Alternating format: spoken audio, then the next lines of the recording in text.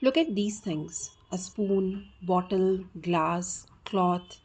They are all useful. But do you know that what makes them different from each other?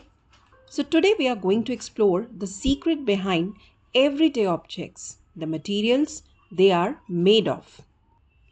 Now, first of all, what is a material? So, a material is a substance that is used to create an object. All the objects are made of some or the other material, as discussed, like paper, wood, cloth, metal, etc. But the question arises that why is it important to study the material to use to make any object? So, studying the materials helps us to understand their properties and suitability for various purposes. Every object is made from a specific material that has been chosen based on its characteristic like hardness, flexibility, weight, texture, durability. So by comparing different materials, we'll learn that how they are similar or different, which helps us choose the right material for the right job. So can we use paper to make cooking pot or can use glass to make shoes? That sounds very funny, right? So by learning materials, it helps us to understand that how materials behave under different conditions such as heat, pressure or water. And this knowledge is useful in science, engineering and daily life. Let's go to the earlier time when the pottery was found. Around 4000 BCE, people developed techniques of wheel-turn pottery production.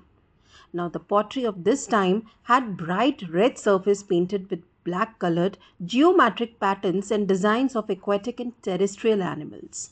The clay used was carefully selected, sieved, kneaded, and shaped on a wheel and then baked in kilns. So, this baked clay is known as terracotta.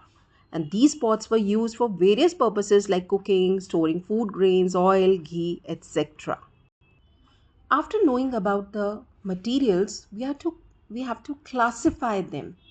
So classification is a method of arranging or grouping objects into categories that are based on the similar or common properties. It helps us make sense of variety of materials and objects in our environment. We classify objects based on their properties like shape, color, hardness, softness, shine, dullness, material, etc. And with the help of this classification of materials, we can better understand the behavior and use of material. And it's very easy to study also. Then the right usage, that what for what purpose that particular material can be used for.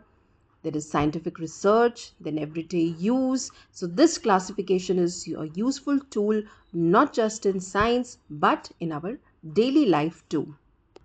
Now, further moving to their classification according to their properties of appearance, hardness, solubility, float or sink, transparency, we are going to learn about these objects. The first is appearance. Either the objects are lustrous or non-lustrous. Now, lustrous stand for the materials having a shiny appearance, and non-lustrous stand for don't have a shiny or luster on their appearance and as if they are dull. Now, example of these lustrous and non-lustrous objects can be lustrous can be gold, silver, or metal like steel, stainless steel, and non-lustrous can be paper, cardboard, wood, chalk, etc. Moving to the second property, there are hard and soft materials. Now, materials that can be easily compressed, cut, bent, or stretched, they are soft materials. But whereas those materials which cannot be easily compressed, cut, bent, or stretched are hard materials. The texture of hard materials is usually very strong, whereas soft materials are spongy. An example could be of hard material, it is iron, steel, stone, etc. And soft materials could be rubber, cotton, etc. According to solubility, there are two kinds of materials that are either soluble in water or insoluble. Now, solubility means materials that can be dissolved in water completely. They are soluble. and those which cannot be dissolved in water are insoluble materials.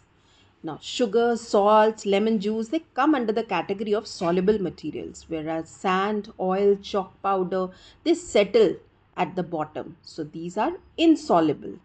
So, mixture after dissolving in water looks transparent in case of soluble materials. Whereas, as I told, that these insoluble materials settle at the bottom, so they look cloudy. Now, when we talked about this solubility and insolubility, there are certain materials which actually float or they sink in water. So, materials which are heavier than water, they usually sink in water, whereas the materials which are lighter, they usually float on water. Examples could be iron, aluminium, copper, as they are heavier objects, and whereas wood, plastic, foam, these are lighter, they usually they float on water. Now, why can you see clearly through a glass window but not through a wooden door? And why does frosted glass blur everything behind it? So, the answer lies in how different objects interact with light. Let's uncover the mystery of transparent, translucent, and opaque materials. Now, the transparent materials are those materials in which we can see clearly through them, whereas translucent, they are partially visible, and opaque materials are those through which we cannot see at all. Now, examples could be like glass, air, water. So, these are transparent materials, whereas ground glass, butter paper, oiled paper, these are translucent objects. And whereas this wood, wall, metal, as we cannot see them through at all, so these are opaque materials. The clarity in transparent materials is visible, whereas in translucent it is blur or unclear. And finally, in opaque, we cannot see, the visibility is completely zero. Now that you have learned about these objects, look around your home or school today and try to sort at least 5 things into various groups. Remember that science starts with seeing the world differently. So keep observing and keep questioning. And don't forget to like, share, and subscribe my channel.